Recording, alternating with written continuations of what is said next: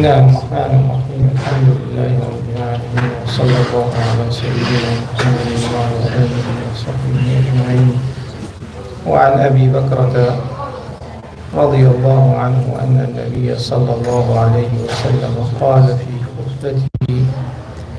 في خطبته يوم النحر بمنى: إن دماءكم وأموالكم عليكم حرام كحرمة يومكم هذا في بلدكم هذا في شهركم هذا.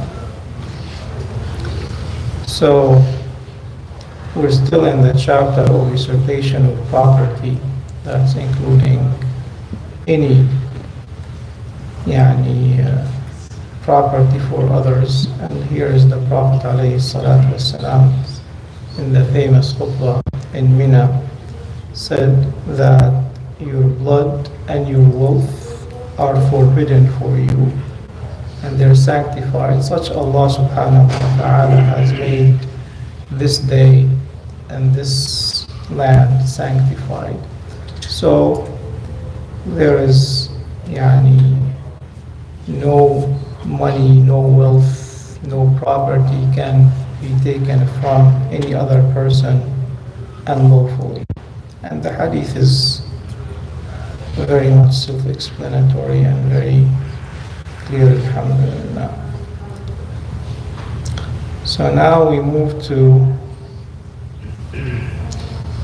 the following chapter, قال باب الشفعة. And Ash-Shuf'a is, we will have the hadith to explain it inshallah, is the combining the property of another partner without his approval, basically. He has to be forced to sell or to give his property to his partner. And what's the similar concept here in the modern practice? Yeah, Yusuf? Buyout. Acquisition, when you overtake it. Not exactly. The first right of refusal. That's a shuf'a basically. قال وعن جابر بن عبد الله رضي الله عنهما قال قضى رسول الله صلى الله عليه وسلم بالشفعة في كل ما لم يقسم فإذا وقعت الحدود وصرفت الطرق فلا شفعة. وفي رواية مسلم الشفعة في كل شرك أرض أو رتع أو حائط لا يصلح. So here is the explanation. قال لا يصلح أن يبيع حتى يعرض على شريكه. So the Prophet ﷺ, we're going to start from the end backward. So if there are two partners partnering in a property, whether it's a farm, and we would have a hadith even if it's a house, or if it is any garden or a land, and one partner wants to sell his share, he cannot sell it unless his other partner is offered to buy it. If he refuses to buy, then the other owner, the other partner can sell it to whoever he wants. But he cannot go ahead and sell it without the refusal of the other partner. Clear? Because there shouldn't be any harm applied or caused for the other partner. Just his share, you're saying? His share. Not the whole land, just his share of the land. Right, because there are two partners. You and I are partners in one land, and you want us, and we're, we have certain terms, we're used to each other, and you don't want to cause him any harm by bringing a different partner now, so you have to offer it to him. And then anything that has not been partitioned, that's where the Prophet ﷺ applied that rule.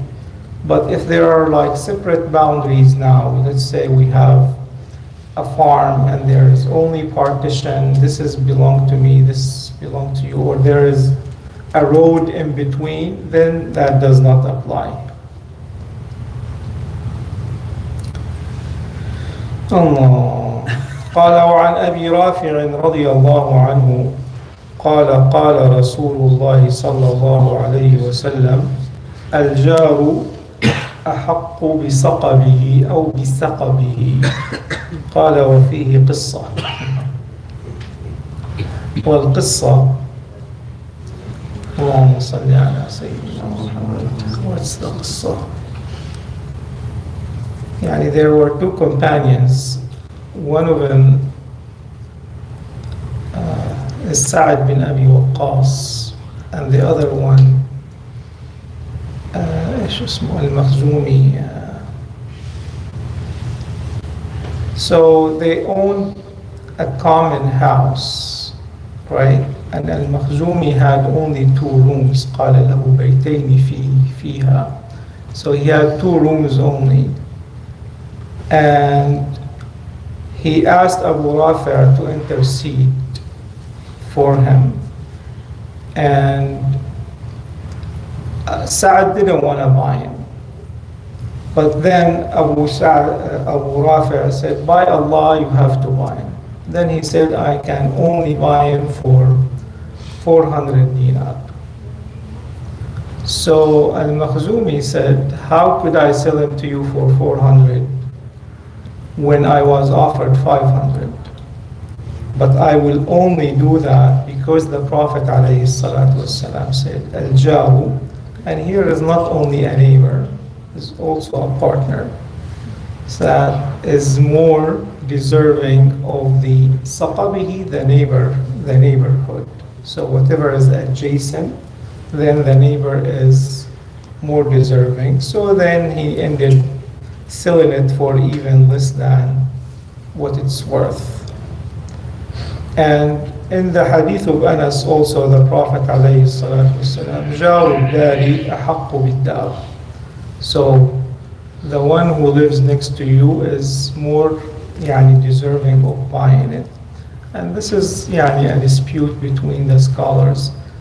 Is the Shuf'a for the partners only or for the neighbors? The Ahnaf said it is also for the neighbors, and this hadith also supports it. The Jumhur قالوا it's only for partners. But here they said if the 2 neighbors, like they have, let's say, shared alley or road, and they're used to them, you don't want to bring someone who's a stranger and cause harm to the original neighbor. So they said that even applies to the neighbors.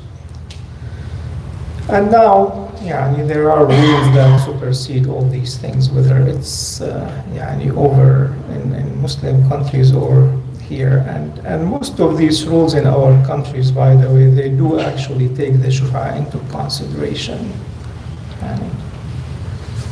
And the last hadith, قال وعن جابر قال رسول الله صلى الله عليه وسلم الجار أحق بشفعة جاره ينتظر بها وإن كان غائبا إذا كان طريقهما واحد. So Jabir radiallahu anhu said, the Prophet ﷺ said, the neighbor deserves that right of shuf'a, combining or buying the property of his neighbor, and should be given a waiting period even if he was absent.